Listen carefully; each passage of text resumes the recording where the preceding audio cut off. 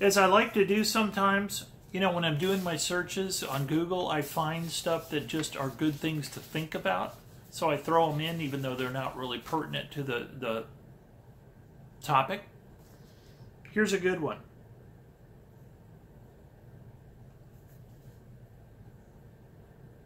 Someone said, I would like to know if the blaze can be found during the day. I remember one time someone said, would it be a good idea to have a flashlight? And Forrest Fenn said, yeah, it would be a good idea to have a flashlight. So everyone's like, oh my God, it must be a place where you need a flash. No, he just said, would it be, the guy asked him, would it be a good place to, would it be good to have a flashlight? And Forrest Fenn said, yeah. I have said myself, it's really good to have a walking stick. Walking sticks are wonderful. They can balance you if you get into some weird, I mean, I've gotten into trails where you have to literally hang on to branches, you know, the type I'm talking about, and the trails are sloped, and it's just that walking stick. But it can also, you can prod things, you can turn over that log to look under it, which he's talking about. You can do all sorts of things with the walking stick. There's no great revelation about finding the treasure any more than I think he meant having a flashlight would be. Because on another case, or another situation, someone wrote, can it be found during the day without a flashlight? He says yes. Simple. Yeah, it's nice to have a flashlight, but in the day you can see it without a flashlight. That's all he's saying.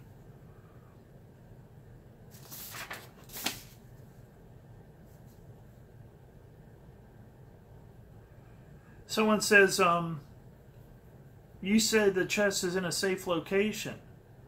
Fenn's response to this, because we have so much talk about this thing of a little kid can go find it, it must be really safe. Fenn has said, I was out there when I was 80, so it must be really safe. I would never go anywhere an 80-year-old man couldn't go. First of all, it's Forrest Fenn when he was 80. A supreme outdoorsman, spent his entire life in the outdoors, so I mean, what does that even mean? Forrest Fenn in the outdoors at 80 would probably be me in the outdoors at 40. I mean, as far as stamina and stuff, I'm not being, you know, supercilious. I really mean that. When you have as many years of experience in the outdoors, it's, I think, much easier for him to get through the woods and learn. I think he's just learned how to get through that stuff with a lot less effort than the average mortal like me. So that's all I mean by that. But he says this is funny. He says, I don't remember saying that the treasure's in a safe location. Safe's an absolute word, meaning there is no possibility for harm. So don't you think your last sentence is oxymoronish? If you are safe, why would there be a need for a phone? Oh, that's right. The kid had said, can I get cell service there if I need help? Look around the world and tell me of a place that is truly safe. It's not necessarily safe, but my home is not safe. People die falling in their bathtubs. That's what he's really saying. Fenn is just a literalist. You know, he's a literalist, and I'll tell you something else. Meaning for some of you out, no, I'm not going to say that. Fenn is a literalist, you know. So when you say things to him, he takes things literally, and he responds literally, and I'll tell you something else. Hey, Belle. And I'll tell you something else. What's up, honey? This is really something when this guy says safe, and Fenn's response in a Q&A session is to say safe is an absolute word, meaning no possibility for harm. Hey, honey, Forrest Fenn knows words. I mean, he knows words. Forrest Fenn, some people who do not go to college are just become far more versed in the languages and in particular subjects they're interested in than people that go to college, because a lot of people go to college because they got to go to college or are supposed to go to college. And I don't know why I'm off on this topic, but you know, Forrest Fenn really is into writing the words. It really is. And let's see. And this is the final off-topic hint that I think it's good to remember. Some guy says, for those of us who do not speak a lick of Spanish, would a Spanish to English dictionary be helpful in our search? Because this is a good question, because so many of the locations and places on maps are, You know, Aquafria, for instance, is cold water or cool water. So first time I ever saw Aquafria, it's all over the map. I thought, warm waters halt. They halt where the cool water is. He says you should not need to look up any words. I think that's amazing for a lot of us that study this so intricately. You should not need to look any words up, John. Good luck, F. The reason for the train today is, first of all, I think it's a cool backdrop. I just like to watch it myself, to watch the stuff going by.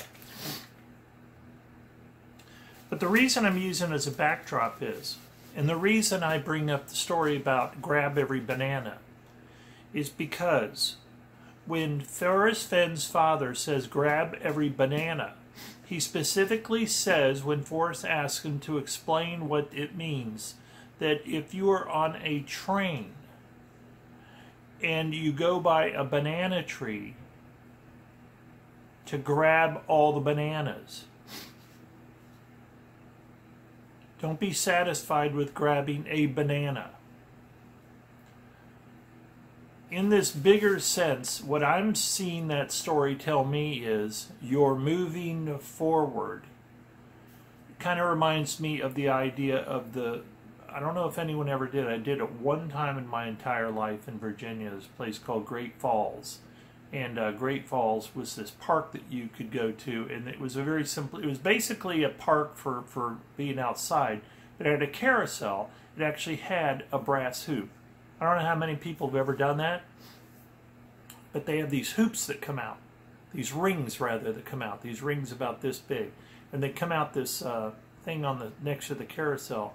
When you go around, you know, there'll be like steel, steel, steel, and you pull the ring as you go by, and then eventually one of them is brass. It's colored, and whoever grabs the brass ring, you know, that's kind of like whoopee-doo, I got the brass ring, and you have to reach out and kind of grab it. It's kind of fun. It's very simple. It's kind of what is happening when you're on this train grabbing at the bananas, but the big thing about this is once that you have to grab it as you're going past it, okay? And that ties in with what I'm saying. You're walking along, you're heading for the blaze, but remember to grab what's there. Don't walk past it. Don't go past the banana tree, and don't forget to get all the bananas. Otherwise, you're going to pass them by. That's how I think this whole thing about the banana in the train is relevant to what I'm saying. I know it's a far stretch. I often use far stretches. I'll tell you one in here that I read is really, you talk about people that are just have too much time and money on their hands. Listen to what this guy said. This is off the track, but it's really something the way some people do stuff. And again, I'm not trying to make fun of people. I'm just looking at what's out there and saying, wow, I wouldn't do that. But anyway, a guy says, I saw a video where a gal was searching, as they say in North New Mexico. Picture this. A woman is out doing the search and videotaping it. She gets a call from her brother who's said to drive 800 miles north of somewhere in North New Mexico. 800 miles. Because he figured out it was near Devil's Slide, wherever that is. So she did. That no doubt has some reference to the going down the fire escape, getting the brown on his britches, remember, from the rust?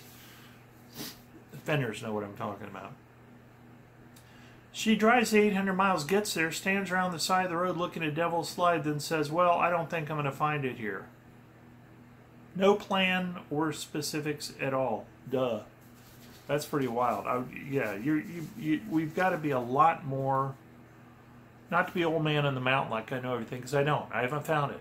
You know, I'm one of these people, I'm just throwing out ideas. I don't even pretend to know the answer. I know what I think are good thoughts. That's about it. So anyway, folks, that's the thing with the the banana thing, is that you don't want to go past something and not grab out and get it when you're there and then have it pass you by.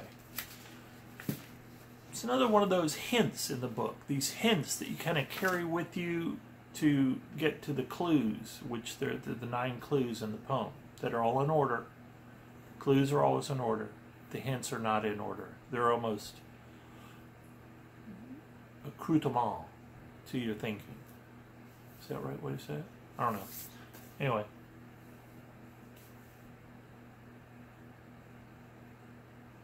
It's just things to add in with your thinking when you're contemplating the clues. So anyway, folks, grab every banana. There you have it. My concept that you might, when you see the blaze, that's when you look quickly down, not when you have walked up to the blaze. You may be a distance from the blaze, and that's when you look down and look for the treasure chest. I just think that would be an amazing thing for people to maybe realize after the fact that they walked right past it because they want to get up to that blaze and look under it, look at the base of it, you know. No, look back there. Look back there. Hope everybody enjoyed this thought for the day, I guess. I'm going to do a word for the day soon, I think. But I hope everybody's having a good time. Everyone's out there. Like I said, I'm still in the solve, or I'm still in the hunt. Took a couple weeks off just to do a lot of rearranging and move some stuff out. I had to hire a van and stuff, so a little off topic for the last couple of weeks, but certainly still involved in it and going to do more videos and just really think the forest fen hunt is a wonderful way to a wonderful hobby, I guess you'd say in my case. Everybody have a good one. Good luck out there hunting, and see you later.